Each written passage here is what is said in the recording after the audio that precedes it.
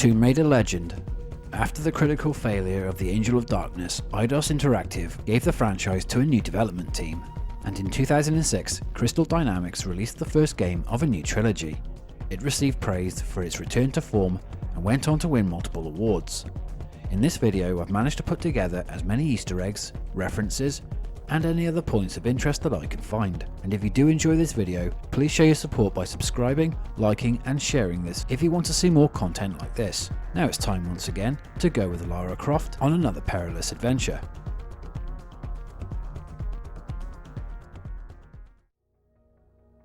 Starting off with a thankful return of Lara's home, it's now changed from the Tudor manor look to that of the Lara Croft Tomb Raider movie. As seen here, the main hall and operations room looks like it was taken straight out of the film.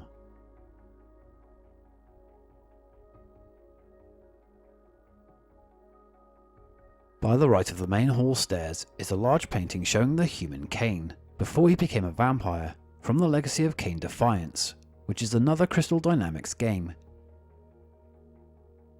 A couple of characters make a return from the earlier games. The butler Winston most will know, although taller this time around and less flatulent, but it's the character Zip that some may not realise has been part of the original core design games, as he made an appearance in the last set of levels in Tomb Raider Chronicles in a similar role.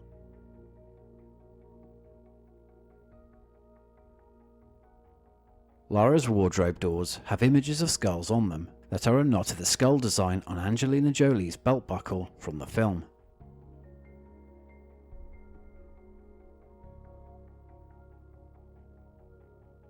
Just like the return of two characters from the early games, two costumes also make a reappearance. Apart from the most obvious one, and this one makes it into the main plot in a flashback anyway, it's the second costume that's of interest, as it's yet another callback to TR Chronicles, where Lara wears the catsuit in the last set of levels that Zip was a part of.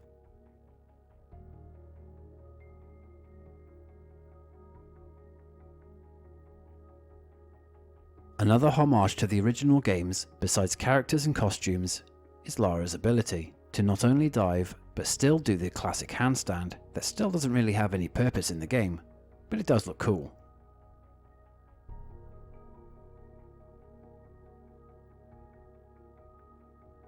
This sculpture, found on the second floor of the main hall, is based on the Mayan Mask of Death and Rebirth, found in Tikal, Mexico, showing the different stages of life.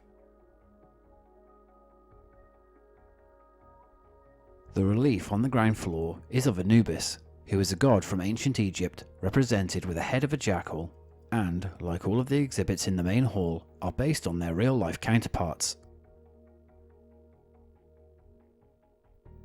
This sculpture is an example of many found in Hinduism and Buddhist cultures.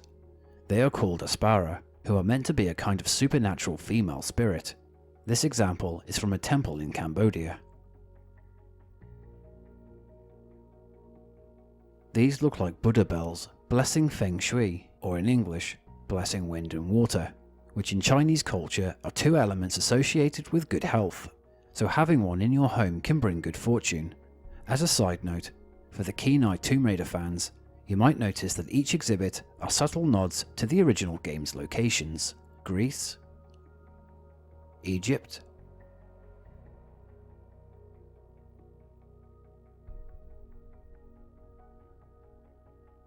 China, India,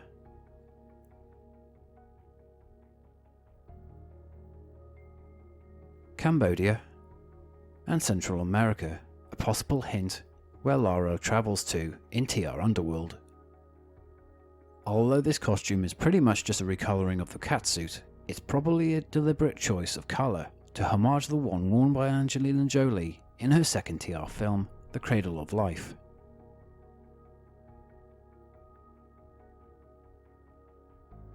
More homages to the Legacy of Cain series can be seen on the belt buckle of the snowsuit, showing the skull of the protagonist Raziel.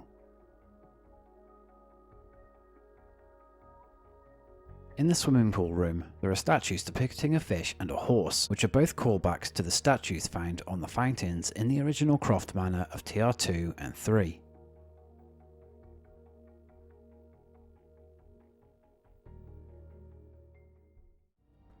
The first level takes place in Tiwanaku, Bolivia, and though it doesn't really look the same, it is based on a real location. The pre-Columbian location is one of the largest archaeological sites in South America, with even a museum on site that houses many artifacts found during excavations.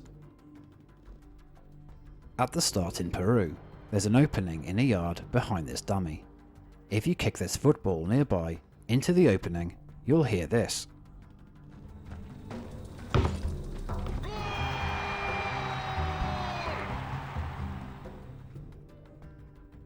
The two motorbikes that Lara rides throughout the game are based on the Ducati Monster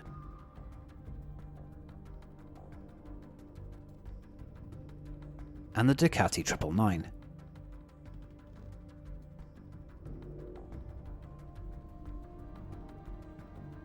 Another location within the Peru level is based on another real place called El Paraíso, and it is also a large archaeological dig site.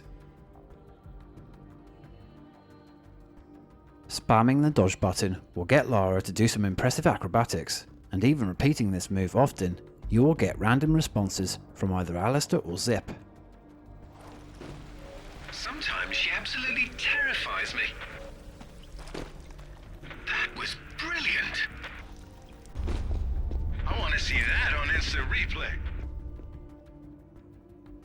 Within the catacombs and King Arthur's tomb in the England level are ancient letterings. Though difficult to really make out, on a closer look, it appears to spell out crystaldynamics.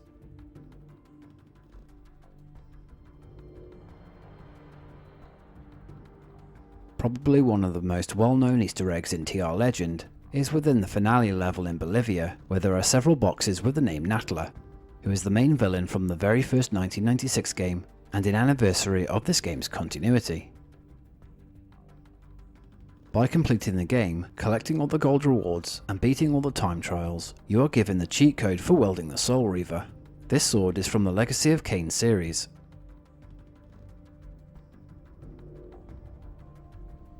Completing the game also unlocks the Unfortunate Mishaps video, which shows many of Lara's death scenes, which I'm going to leave on during this outro.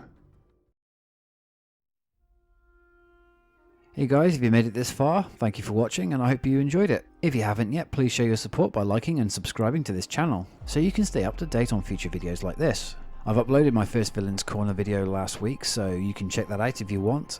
So until the next video, bye everyone.